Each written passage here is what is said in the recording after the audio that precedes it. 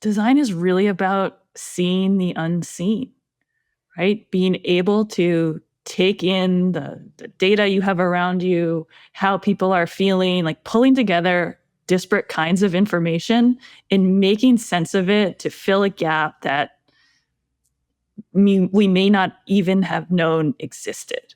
Right. But that's really tricky to do, right? Like we all know what it feels like to be awkward. And that's why we name the chapter that way, because, even that love machine story where we were talking about before, like you feel that awkwardness. Like if you are in a situation and you're out of place, you know what that feels like in your body. Yeah. Right. But it's less common to name your awkwardness with the work that you do.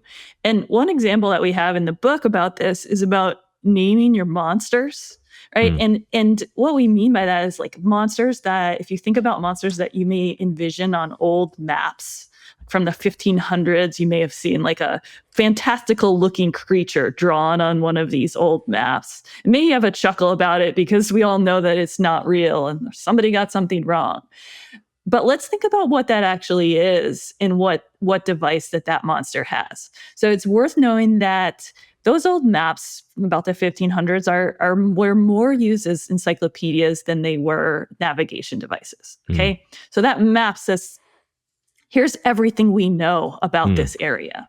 So when you see a monster on there, what it's showing you is that there was likely a group of people on a ship that saw a fin go by or saw a spout of water, but they didn't see the whole creature. They don't know what that is. They just know that there's something there. Is it dangerous? Don't know. Is it going to help us lead us somewhere? Don't know. Right? So it's a mix. That monster is a mix of something that is unknown and something that was seen. Right? And there may be something scary about that. But by putting that on the map in its monster shape, it's keeping it in the public psyche. It's keeping it there for somebody else to work on and take a step further. So we like to have people do an exercise where we ask them to draw the monster in their own work today. What would that monster look like?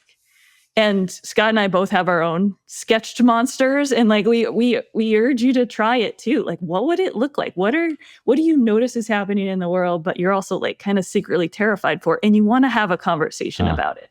Yeah.